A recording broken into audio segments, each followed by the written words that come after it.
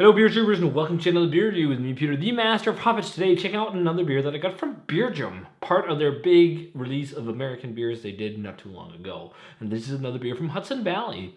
We had another one of their sour IPAs, which was pretty good. It was very unique. It was kind of like a farmhouse approach to making a sour, kettle soured IPA. It was actually quite nice. I was so scared that it would be like crazy pastry, but it wasn't. It was just, and it was not like that one was quite unique as well because it was like with hibiscus, lychee, and the Nelson and Osaka hops, and it was kind of like tea-like, and it was some very cool stuff. But this is one of the more well-known beers, and one of the beers that I've seen many people drink and whatnot. And when I first saw it, I was thinking this is cake pastry or just like super fruited, like pouring out like just like thick, gloopy fruit puree. But from what I can gather, that isn't exactly the case, and at least from what I've been told by a couple subscribers.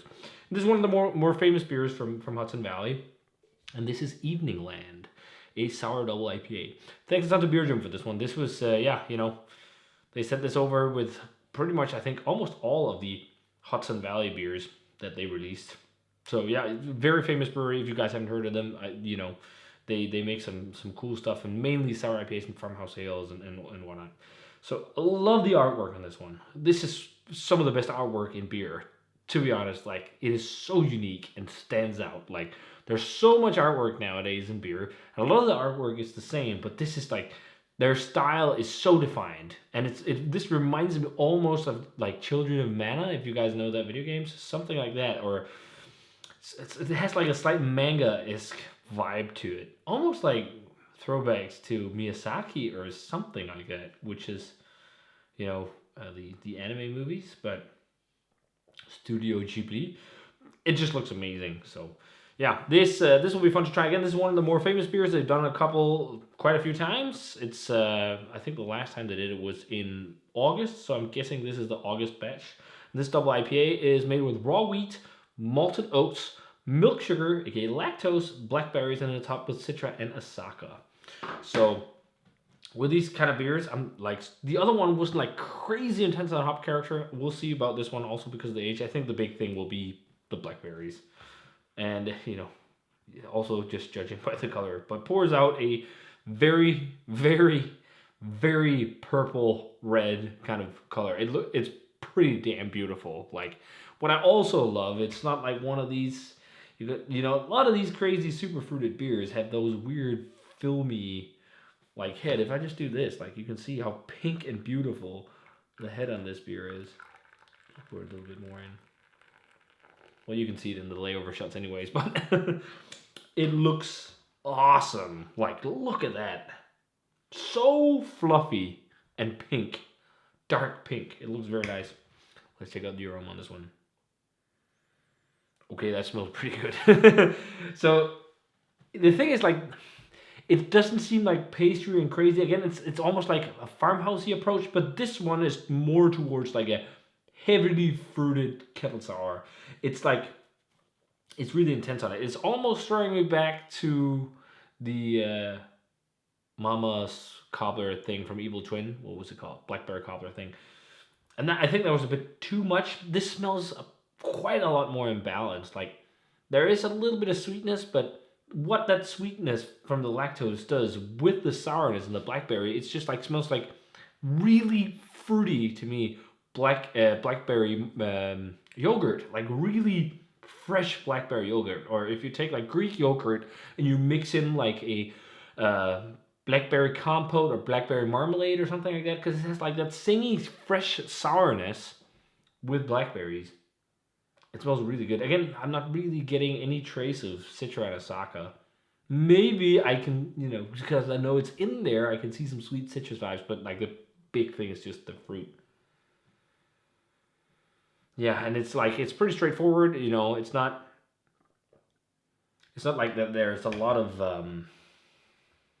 funk or things like that. Like, I don't know if it's kettle sour or how they do these, but it's just pretty straightforward. It's like huge blackberry kind of compote-y blackberry. Again, yogurt is really the big thing for me. And then maybe there is some underlying Citra Osaka vibes. I'm even almost getting like gummies, like just a little bit. Kind of like you get like gummy candy vibes from or just candy vibes from some New England IPAs from the esters, but I think it's more or less because of the intensity of the fruit and also some of the sweetness. But I must say it smells really good. Like, maybe not exactly my kind of IPA, but we'll see. It smells nice. Let's try it. Cheers, guys.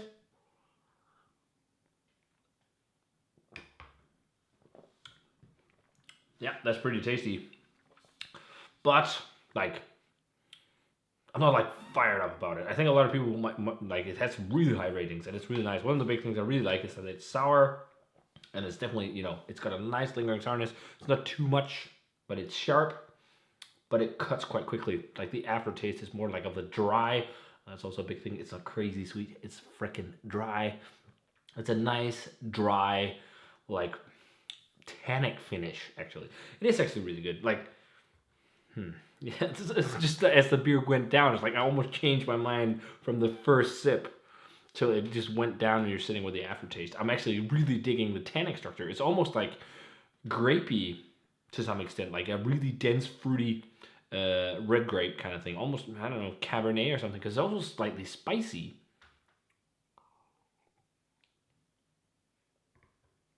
And when I read lactose, milk sugar beers like this, I'm so scared they're going to be crazy sweet, but I think it's just to balance the sourness and the acidity enough to make it quite easy drinkable, because it's not like cloying or anything. And I love that it's dry. That's the big thing too. It's like a big fluffy mouthfeel, and you probably get that from both, of course, the lactose, but also the oat and wheat's in there. Like, it's really big and fluffy and chewy and velvety, and that dry finish. I don't know if I see as much farmhousey connotations to this. And again, I think it's more of its own thing. It's like, I don't know who else does sour IPAs like this. Like, I don't even know, you know, does it taste like IPA? Like this, I'd have a hard time to say this one tasted like the IPA. The other one had somewhat of a hop flavor. You know, I don't know if this tastes like an IPA at all. Like the Citra and Osaka, maybe it was a bit there on the nose, but, you know, I think it's beers like this that will convince me to drink heavily fruited kettle sour beers again, because it tastes really good, but it's like dry. It's even got some salinity to it. It's tannic, and then it has like a big fruit profile, which is really nice, and everything is well balanced. It's nothing that's just too intense and nuts. But I know some people have gone really nuts over this, and I'm not really nuts and fired up about it. Like, it's quite nice, but if I want something to the sour side that's also tannic and whatnot, you know, and fruity, I want funky beer. Like, I want lambic, or I want American wild ales and say oak and whatnot. But they also do this stuff, and we got some wild ale from them to try eventually too. But that being said, this is really good. I think I enjoy it definitely more than the past one was Mirror Shield. But yeah, I know a lot of people will probably go more nuts over this than me, but it's pretty damn tasty. It's like, I'd definitely give it actually a 93 or something like that. It's really good. Like a 425. I love that it's not like gloopy and thick. Like, it's velvety and soft and very nice in the mouth, but it's not like this gloopy, thick fruit pulp.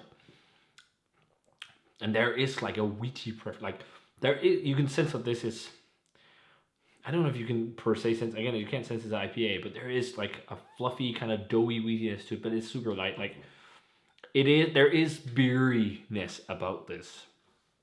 But that being said, I also don't want to be an old man to everything has to taste like real beer, like, it has to taste like whatever, you know, old school beer styles. Like, this is also really cool stuff. But again, if it was more funky, I think it would be more up my alley. I don't know if the sweetness would suit that, but as it is, it's really good stuff, and I think it's definitely worth a shot. This is probably one of the beers, if you want to try something from Hudson Valley, you should grab, because it's damn tasty stuff.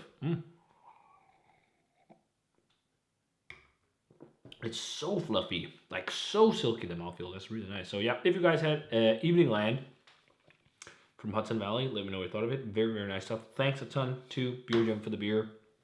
Really fun to try this one.